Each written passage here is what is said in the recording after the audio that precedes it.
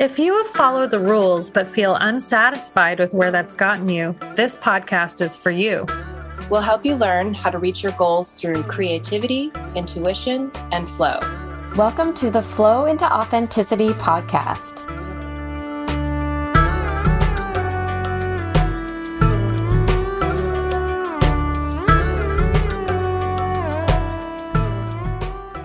Hello. Hi, everybody. Hi, everybody. How's everyone doing? Pretty good. Yeah. Is that convincing? We're always so excited. Yeah. I mean, we're all sleep deprived again, but You know, it's great though to be recording a podcast. It's like one of the best mornings I have every week is when we love it. record. Yeah. So happy to be here. yeah, it's been so much more fun and like easy than I thought it would be, especially just being with you all. Like, I just enjoy it so much, and I enjoy, I don't know, just listening to it and the feedback that we get and everything. So, yeah. Mm-hmm. Well, this came out of us having conversations, you and me, Esther and Leslie having conversations where we were just like, oh, this is such an interesting thing to to talk about. Yeah. And so, yeah, it's fun. It's fun for us to chat about these issues, these life issues. So let me kind of recap where we are. So this show, Flow into Authenticity, is about how to get from a place to being stuck in some part of your life. So it could be like you're not liking the role you're in at work, or it could be, you're stuck in some sort of social situation or relationship that's not working for you, but just some way in which you're feeling stuck. It could be stuck creatively too. That's one that we think about a lot.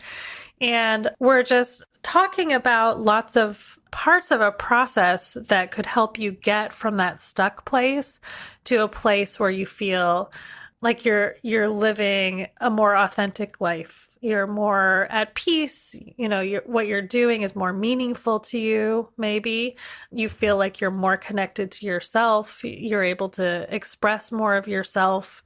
So all of these good things that we would want. How do we get from a place of being stuck to being in this happier, more content place? Yeah. And how to do that with intuition and flow and ease, Mm-hmm. right? Yeah, Yep. and fun. Yep. And creativity and play and fun and community and all of these ways. And by the way, a lot of the things that we talk about are really grounded in research in neuroscience and neurobiology. So we're not just kind of making stuff up. Esther has done a lot of reading and research about the neurobiological underpinnings of the things that we talk about. So there's a lot of that stuff.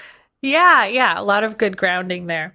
So we've spent a few episodes talking about finding inspiration. So first of all, identifying where you're stuck, and then starting to find inspiration for how things might look differently, like how you can start to play with ideas and ways of being that are different from wherever you're stuck at the moment. And then in the last episode, we started talking about the next step of this process, which is letting go of assumptions or letting go of expectations. Basically, just letting go of things that are blocking you from making progress and moving forward. And there's a lot of interplay between these two parts of the process where you're getting more playful, you're opening up to possibilities, you're allowing yourself the freedom to explore new ideas. And there's a strong interplay between all of those things and letting go of assumptions, letting go of expectations to kind of open yourself up more to what your life could look like or how things might be different for you. So that's my recap. Yeah, that's who wants to add awesome. anything to that? Yeah, I think that was great. I think you did a pretty thorough job. Yeah, like when we start to kind of, play daydream or play around with what could be in my life, right? It can be really scary to play around with what do I actually want? And so that's when those assumptions come in. Like, actually, I want to move. I don't want to live here anymore. But what would that look like? That's super scary. Would I lose my community? Like all these assumptions, like I can't get a job doing what I'm doing now here somewhere else, or all the assumptions, what assumptions come up, And so as we were talking last time, so if you haven't listened to the last episode, you might want to go back and listen to that. But as we were talking last time, part of that, there's like fear that comes up, but also things like procrastination, imposter syndrome, right? Perfectionism. So we decided to kind of do a whole episode. I think we're going to do a whole episode on procrastination today, so we can kind of talk about that. And that's a really huge one. And so we can just dive into that. What do y'all think? Yes. Yes. Procrastination is a big part of this. Esther, you have a story of your work that you wanted to share with us related to procrastination. What's that? What's that story? Yeah, I've got a couple kind of thoughts about this, a couple stories, and just to kind of start off with this idea of, to kind of put this in context. So I'm a coach. I work with a lot of creatives, or also like, I'm a mentor, right? So I mentor creatives, and procrastination comes up a lot. And so we deal with it on different levels, and there's different levels to it, right? And so as we're going through this flow process that we've been talking about, what I always want to emphasize is, let's get to know our intuition. Like, let's get to know and trust ourselves and the timing of life and the flow of our creative process, right? And whenever you want to create something new in your life, it's a creative process, right? So procrastination is a little glitch in that creative process, right? So what is the procrastination? I think, like, as we were talking beforehand, Allison, you said, like, what is the procrastination trying to tell you? And I think that's such a beautiful question to ask. So whatever our listeners, like, wherever you are, you can ask yourself, what is the procrastination trying to tell you, right? And so I just want to kind of put a little question out of, procrastination might be actually a good thing. So in my example of my work, when I was a commercial illustrator, I would always do everything for my clients right away.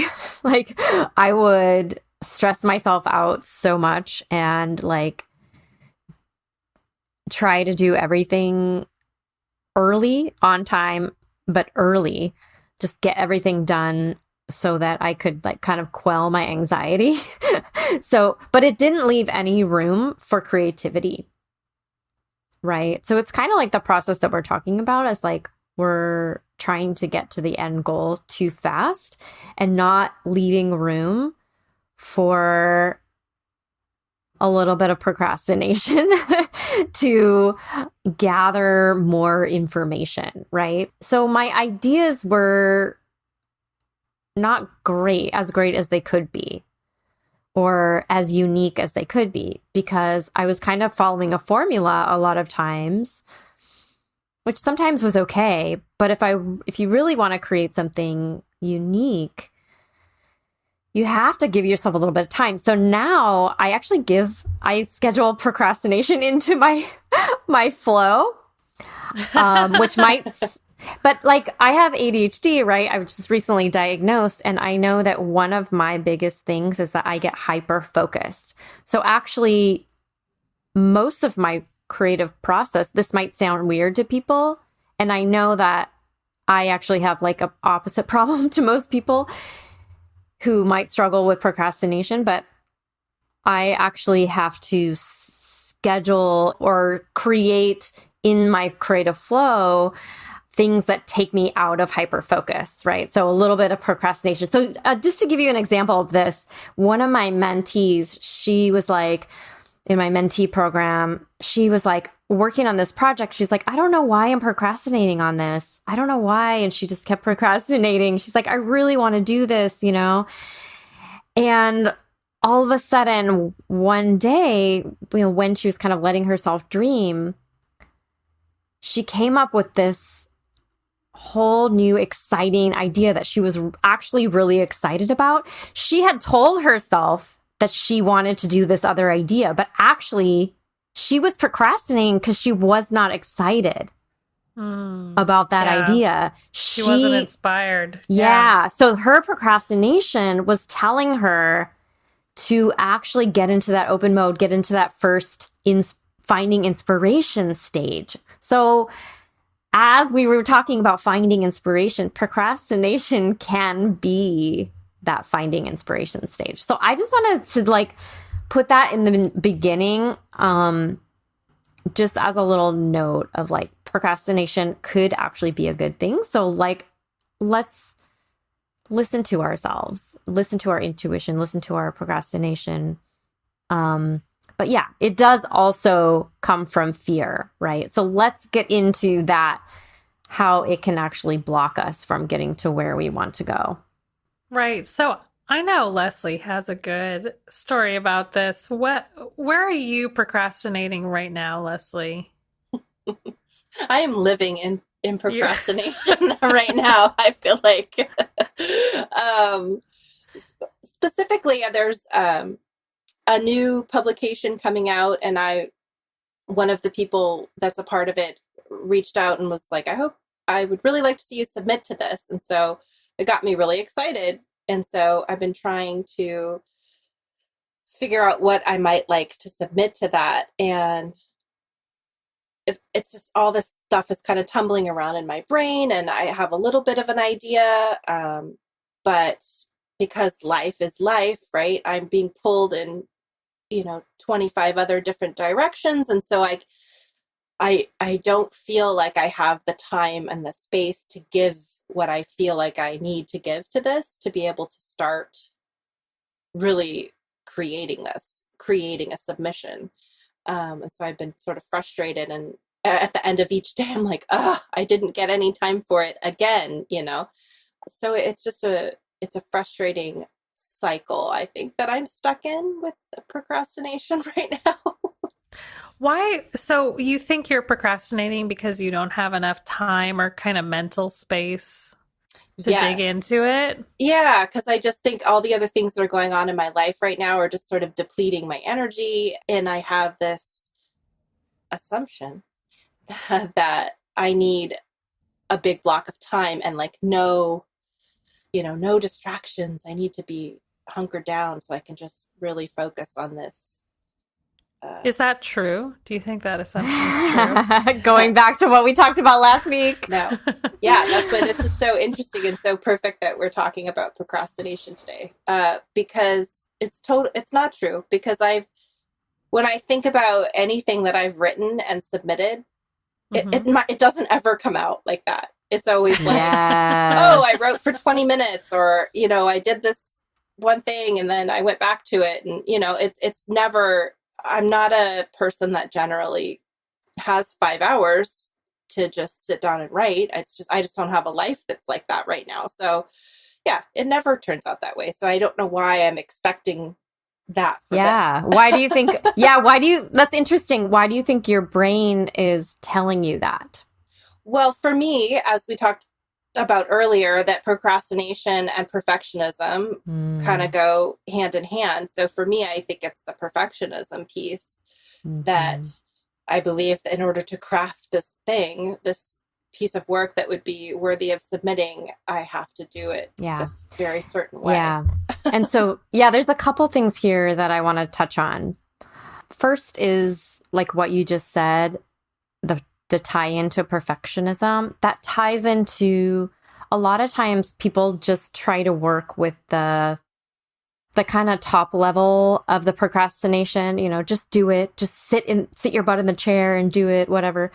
But there's a deeper level to our procrastination, which you're talking about perfectionism, which can tie into like maybe being seen, being loved, being accepted, right? On a deeper level.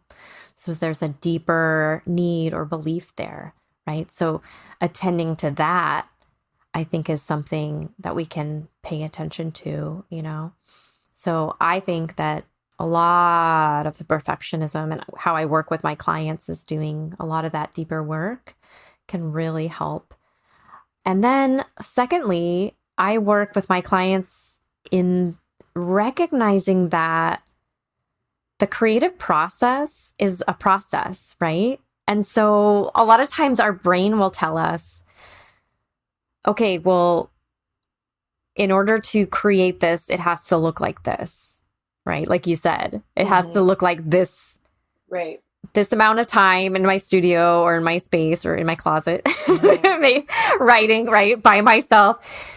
But actually, like if they have, because life is always changing and life is always kind of busier sometimes, like I work with them to say, especially at the beginning of a project, how can I get into that open mode and what can I do at the beginning of the project to do that exploration, that daydreaming, or like what do I need at the beginning, especially of that project, to, even if I have little chunks of time, what do I need right now? And maybe it's even a vacation, right? Maybe it's a break, because that's a part of the process, right? Like if we think about it as seasons, we aren't just in fall where we're producing.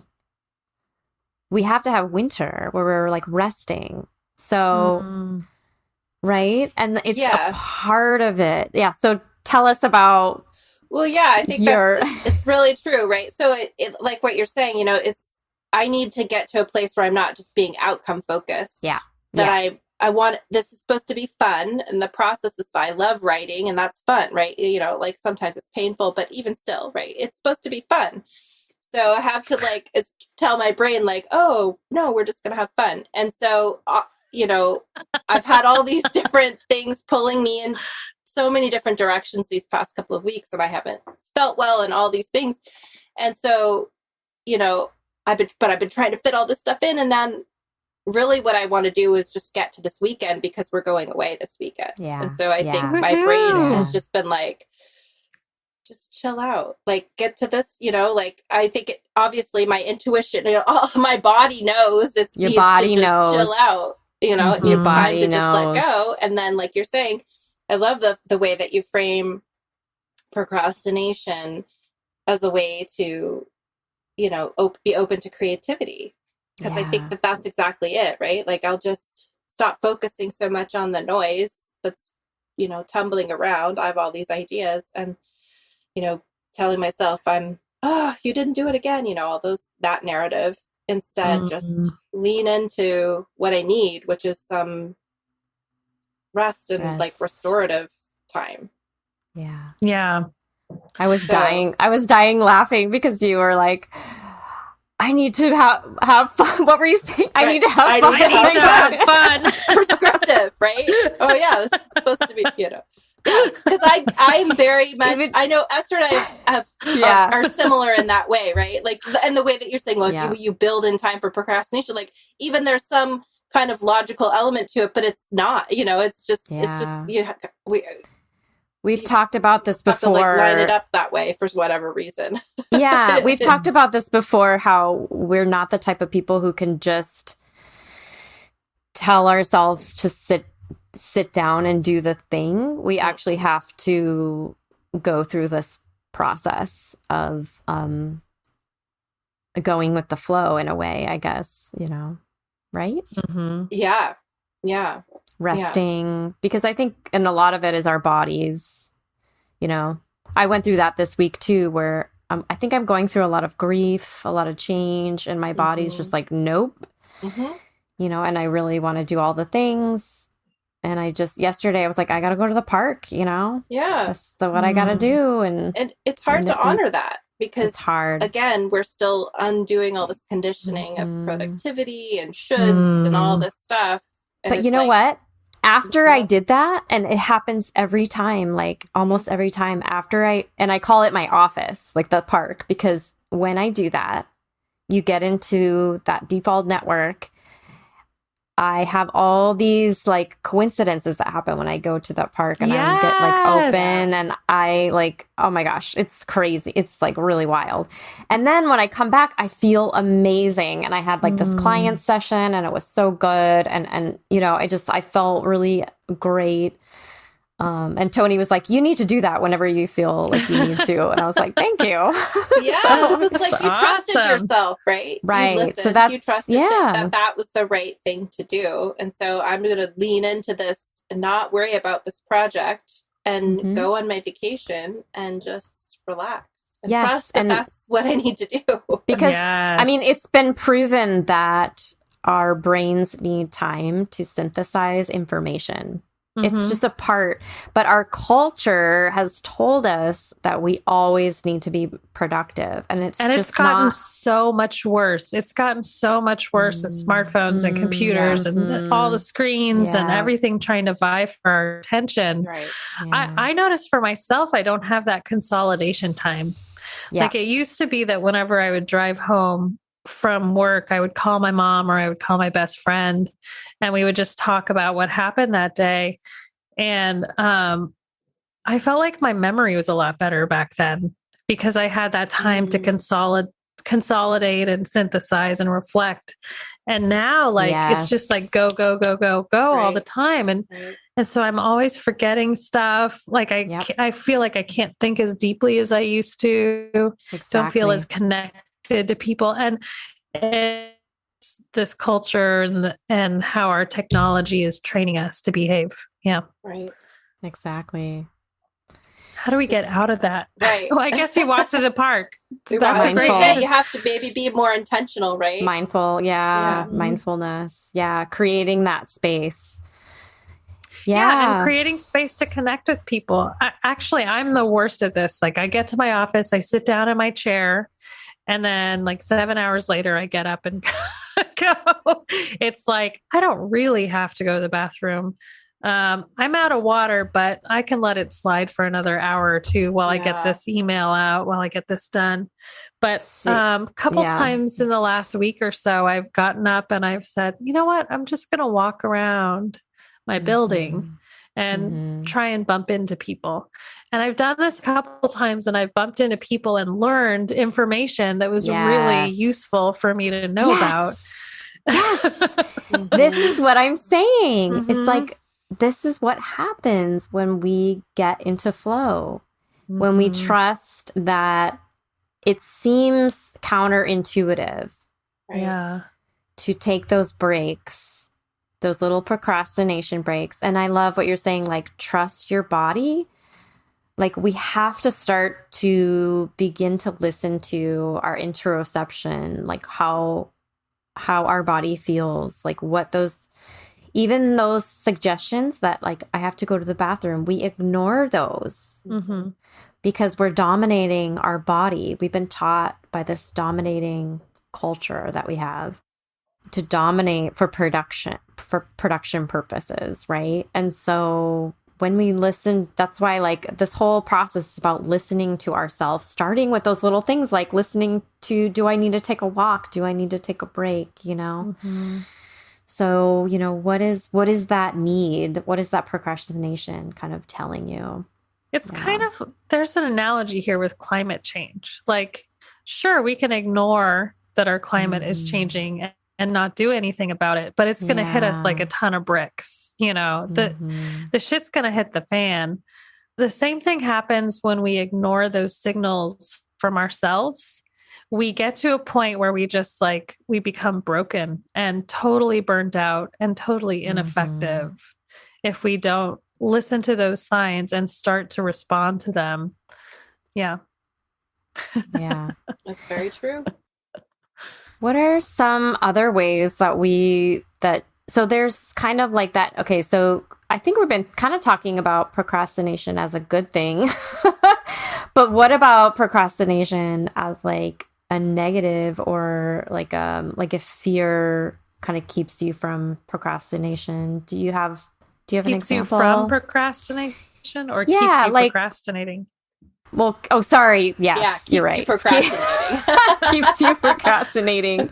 Like, I know with a lot of my clients, there's this like fear of failure or expectations, or like you said, Leslie, like this sort of need to be perfect, you know, or like something happened in the past, you know, like this happened to me, you know, has happened to me where like I created something in the past and it didn't go as well as I wanted to. So it's like I kind of procrastinated doing something. Oh my gosh. Yeah, that's you know. such a huge source of anxiety. I see that with my students, Yeah. you know, in my quantitative reasoning class. Maybe they're procrastinating on their math homework because they have trauma around doing math. So we need to get to a place where it's really safe for them to try, and where it's really okay to not get it right the first time. And especially doing that in community with other people who kind of get what you're dealing with. That. Yeah. That's huge. That So is I love that all the students in my class are kind of coming from the same place of having math trauma, because it allows them to create a supportive community for each other where they really get what they're all dealing with. And it just makes it a safer place for them to start to break down those mental blocks. That's so beautiful. Yeah, I love that you said, like, you know, starting small, having people around you that where you can feel safe. And I think like when I talk about like starting to trust yourself, you know, in this process, starting to trust your intuition, like that's a good way to do it, is starting small with like those little things. So whatever, I don't know. Can you all think of an example that you've been through? Yeah, well, the community piece for me is really important. Like I procrastinate on working out. That's a great example. Yes, that's a great example. The only way I can do it is if I do it with a friend. And you and I, we have been that for each other. Yeah. Yes. Over the years. Yeah. You and me and another friend of ours, we've gone in and out of having routines where we walk together, run together, or do a Zoom workout with each other. And without that community, like I would procrastinate on my physical fitness until the day I die. So yeah, and that's a really good point.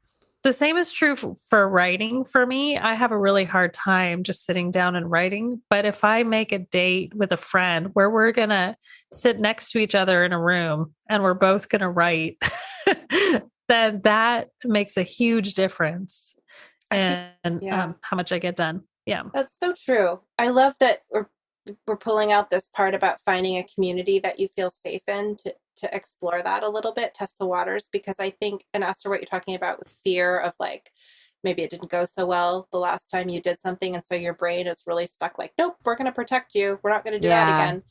I think that's huge. And even if you can just find one person that you feel safe with, kind of just dipping your toe in and exploring, you know, something, and playing just a little bit, makes a huge difference. I think a lot of people operate better when they have some kind of accountability partner. Yes. Yeah. Accountability is totally huge. And I think that's could be a really helpful piece if you can identify just one person in your life that maybe could be that for you in the area that you're feeling stuck or procrastinating in. And it's helpful to find someone who's procrastinating in the same way you are. Exactly. So you feel like you're not burdening someone right with helping you through this problem, but you're helping each other, and it's a symbiotic relationship. Which I think is one of the first steps of this is like being okay to talk about your procrastination so that you can have those, you may be surprised who is having the same struggle in the same way. So yes, because there's kind of a shame around it. just kind of Absolutely. shame around procrastination, or most of us have it, right? And then, Yeah. but We're but like, we're oh, supposed. embarrassed that we're not doing the thing and doing it right and Mhm. doing it perfectly and doing all those things. Or maybe it feels negative, like, Mhm. oh, I can't do, oh, this is so awful. I can't make myself do this. And maybe you're trying to avoid bringing this negative energy into a situation, but it could be helpful to like to sit with someone and say, oh yeah, this is really hard. Oh yeah, this is so hard. It can be so helpful. I'm sure my students do that in my math classes, like, we have to do math. Like, well, yeah. So maybe it's helpful for them to talk about how they have this resistance to doing math. And that's like the first step, like acknowledge that you have the resistance. Yeah. Like Jay Shetty has this process, and it's like a 4-step process. The first step is, I think, acknowledging what you're procrastinating about, what the trigger is. So maybe, the trigger is, I don't know, going to the gym, or thinking about going to the gym or whatever, and then understanding it. And then I think he says doing the opposite of it. So I don't know what that would be in this case, but can I have you to help me with a problem I'm having? Yeah. Mm-hmm. I have too many things I'm procrastinating on. This is my problem. If it was just one thing, I could say, okay, I'm going to acknowledge this procrastination. Here's how I'm going to deal with it.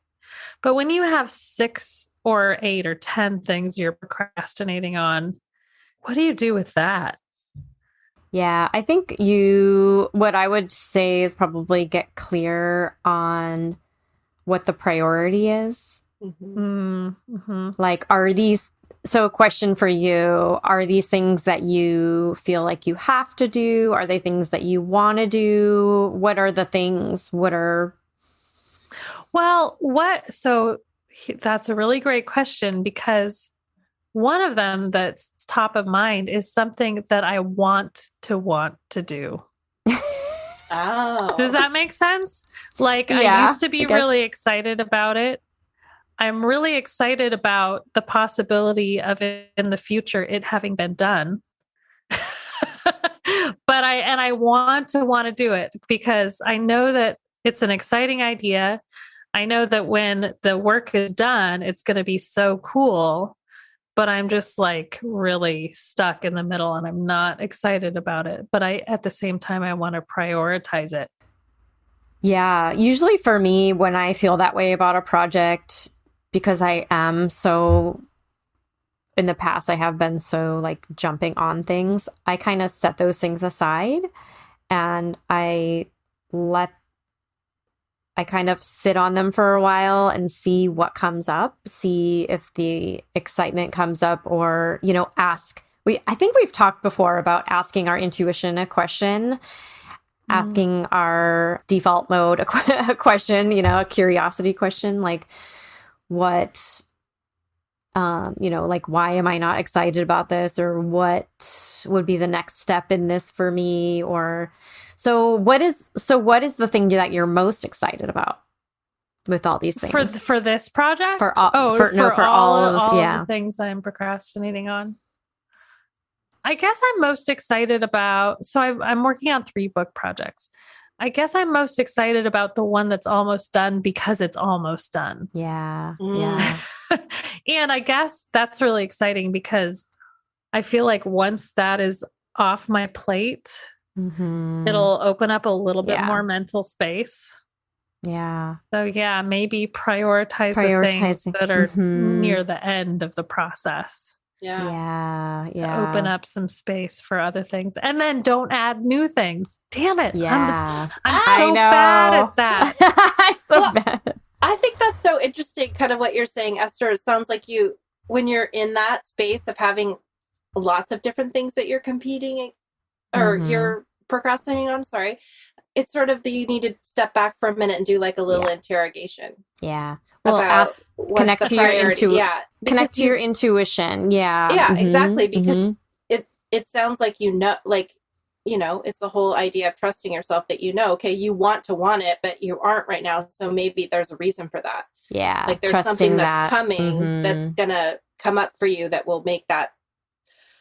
I'm really distracted by the fact that you use the word interrogation, because I'm picturing in my head like the good cop and a bad cop, and I'm sitting under a light, and like I'm also the good cop and the bad cop, and I'm like, "What's your problem?" No, we don't want to. We don't want to do that. We don't want to do that. I guess I have a different connotation for self-interrogation. I think of it more like reflecting. Like I really want to dig into contemplation. It a little bit, but definitely I don't mean to frame it negatively. No, we don't want that. I think it's hilarious, and I actually think it would be helpful for me to make it into a funny. Oh, like a little vignette or something. Yeah, in that exactly. Way. Yeah. Make it into like a satire. Yeah, I gotta love that. Because that's the thing about humor, right? It reveals a deep truth. Like the most funny things are maybe the most honest, revealing things that we don't think about deeply. Anyway, I think that maybe having some humor around it could help. I think a good point that you made, I don't know if it was before we started recording, but just the fact that I think a lot of times when we have procrastination that we need more information. Mm-hmm. Right. And so like Leslie, with your example, it's like, okay, maybe I need to go on vacation, or maybe I need to take a look at like why I'm having this perfectionist attitude.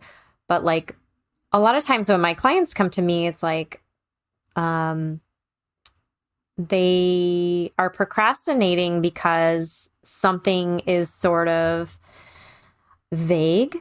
Right. So they want to maybe sell their artwork or create more artwork, but they don't know how to get started. So it's too big. Like a project's too big. So a lot of times if like a project's too big or it seems overwhelming, that's like a really huge, and I think that can also tie into your situation, Allison, where it's like, okay, there's like too many things, like the overwhelm. Too big.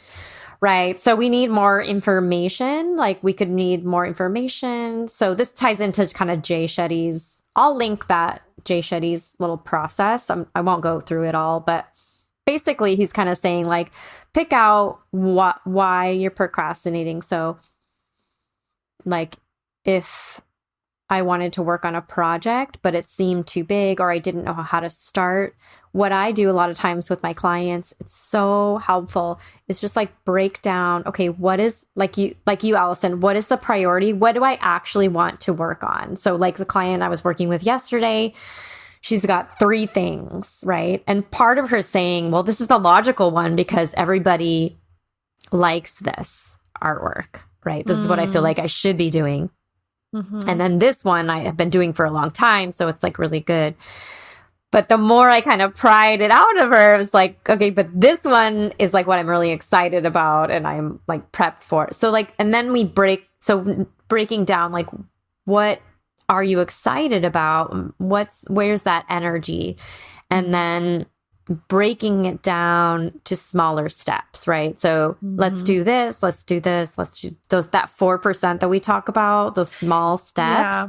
And building in accountability for those steps. Yeah. So working with a coach is great for that. So when you work with a coach or a mastermind where you have a group of friends who are like holding you accountable or something like that, you know, like, because honestly, this is one of the biggest problems that I see when people come to me, is that they have these ideas, but they don't know how to implement. Or I have this problem too, and I can do it for other people, but I can't do it for myself, right? A lot of times is breaking down, okay, how do we get from A to B, right? And that might be connecting with a mentor. Like, I need to stop focusing on going directly to this goal. Yeah. I need to dance around it a little bit. I need to talk to this person. I need to try and go through network with this group of people. Yeah.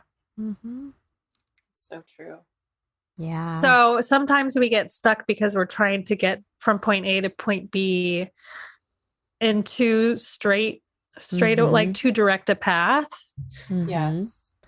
Yeah, because I mean, this is the whole process we've been talking about, right? It's like we don't have enough information from our intuition, from our inner, our authentic self on what the what we are passionate about part, right? Yes. So that's, I think, it's like, what am I actually passionate about? Am I doing this project because I want to do it because everybody else likes it, you know, which is a lot of what a lot of creatives. So back to my first example of my mentee, that was kind of her when she was procrastinating on her project and then she found the new idea. That was kind of it. Right. But what if you have to do something? Like you don't want to do it. Yeah. You have to do it, like doing your taxes. Yeah. Like how can you inspire yourself to do something where it's like non-negotiable? Yeah. So this goes into the kind of deeper work of like some of those blocks and that fear that comes up. So like for me, when I have to do my taxes, like I get this very visceral reaction because of the trauma that I've experienced, right? Math anxiety I've experienced. And what has helped me a lot is working through some deeper work, like inner child work, somatic work. So some things that I've learned through somatic work are being with that anxiety, right? Recognizing that there's a part of me that can have that anxiety and that can also move forward, right? So when we recognize, it's so important. And I love that we were talking about, like you were talking about ignoring just that you have to go to the bathroom. When we start to listen to our body of, okay, what are you telling me? You know, what are you telling me? Okay, I recognize that you're telling me, my body's telling me that I have anxiety around math. So recognizing that, and then also doing the work to build capacity in my body to recognize that I can also be the person that does my taxes, right? And it takes some work. It takes some work and compassion for yourself. And like, I really recommend like somatic practices, you know, like any deeper work on those things. But, you know, just simply recognizing, not ignoring, because I think like a lot of people just say, well, just push through, just do it. But again, it's that dominating culture. You're dominating your body, right? You're saying, okay, you don't feel this way. You just have to do it, right? And that's what we don't want to do. We want to do the thing, but we want to say, okay, I recognize that you are feeling this way. And I love inner child work because we can say like to the younger self, oh my gosh, I recognize that you are in so much pain right now. And then I can be the parent and the responsible one, you know, and do the thing, which is so beautiful. So, yeah. I think that's so important what you're saying. I just want to make sure we like really like that you have to acknowledge it's okay to sit with the feeling, the discomfort, the anxiety, the whatever is coming up for you. And then to kind of really feel that and acknowledge maybe you're no longer the person that you were when you experienced it. Yes. Traumatically, right? That's a really good anymore. That's a really good, that's actually a technique, Leslie, is saying there was a time when I experienced that. I am not actually that person anymore. Right. And this is a different situation. Right. It isn't the same situation. Beautiful. I've been thinking about my speaking anxiety when you've been talking about all this stuff. I can't just tell myself, just go give that talk. Right. Whatever. Right. Just like go do it. It's like, no, I need to figure out a way to thrive while I'm doing it. Yes. How do you do that? I know you've told me this before. So this kind of goes into imposter syndrome, which we could talk about next time or sometime other time. I do it by practicing a lot, being very well prepared. Also like getting people to watch me give practice talks and give me feedback. And then like trying to identify people who are going to be in the audience who are kind people who I can connect with when I'm speaking. Like, okay, I'm going to look at this person. This person I know will be smiling at me and giving me good energy. And also just realizing that if I'm enjoying it, then the audience will be enjoying it. So if I can get myself to a place where I'm having fun, they'll be having fun, and everything will take care of it. It'll give me the kind of feedback I want from the audience, which will make me feel more comfortable, and it'll be a positive feedback loop. That's so beautiful. Yeah. Yeah. Also beta blockers. Yeah. But I love that like you have like kind of worked with people to create this plan and take this step by step so that you you have a sort of safety plan for yourself and creating that safety. Yeah, you've really identified what you need out of to be successful. Yeah. And instead of leaning into the fear of it, you've leaned into what's possible for you and done all the things. Yeah. Yeah. Let go of the assumptions. And it still feels terrible.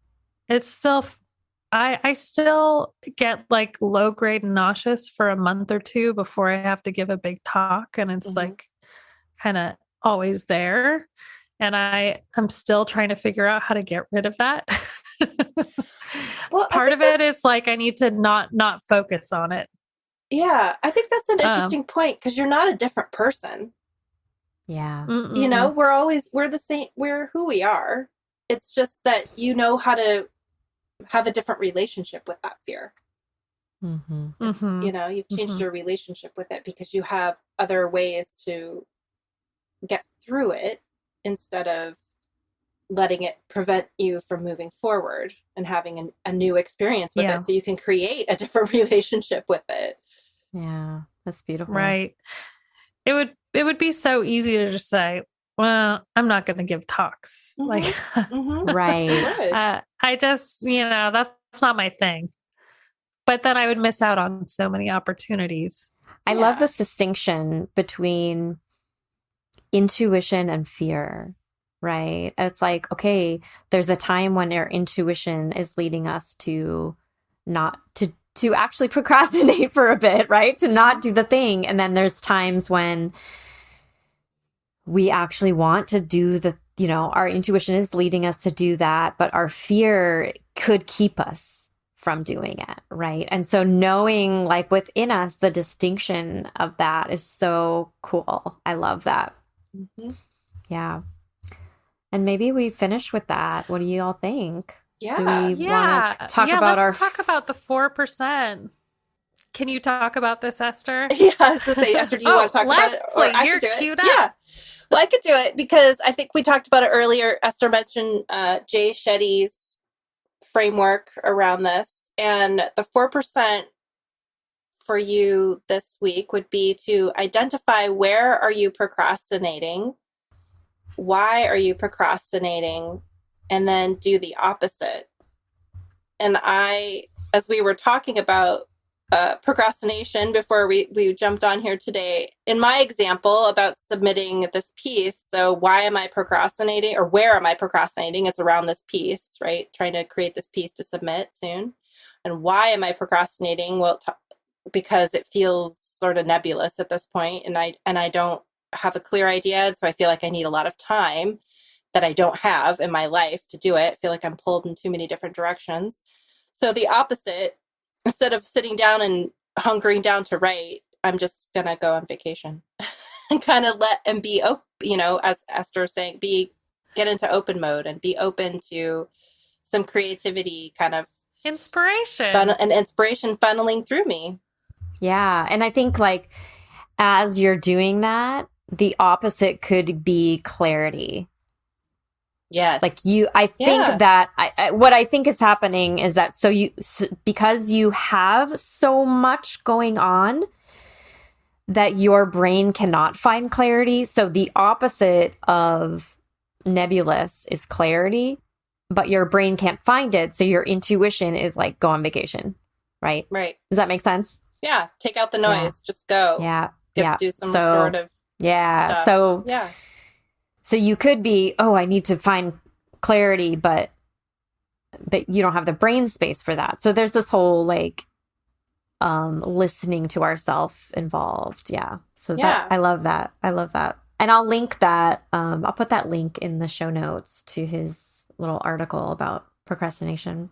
Yeah. But again, just a reminder, that's not the total. So there's this intuition part, right? And then there's the deeper part of having compassion for our younger self and for what we need, and on a deeper level as well as those. Because I think a lot of people kind of try to hack procrastination on that surface level, but they can't just, and the level of community, right? So that I love this conversation was so awesome. I love everything that we talked about. So yeah. Yay. Yeah. So thank you all for listening so much. So the 4% is, let me just recap. The 4% is finding out what you are procrastinating on, and then doing the opposite of where are you procrastinating, why, okay. And then do the opposite. Okay. If you can identify that.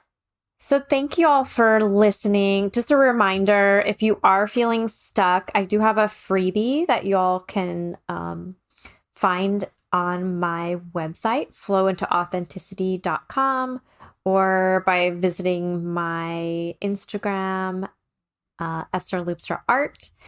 And I offer coaching sessions or mentoring sessions if you are a creative and you're feeling stuck. So I am available for you to go through this process with you. And thank you all for listening. If you want to subscribe or like or leave us a review, that would be super awesome too. We'd love to hear what's coming up for you and how this has been helpful for you. So we will talk to you next time. Thank you for listening. Thanks, everyone. Bye. Woohoo. Bye.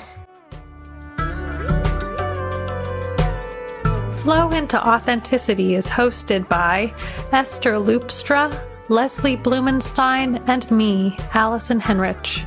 Our original theme music is by James Wetzel. Podcast editing is by Dave Visaya. Don't forget to subscribe, like, and share Flow into Authenticity from your favorite podcast app.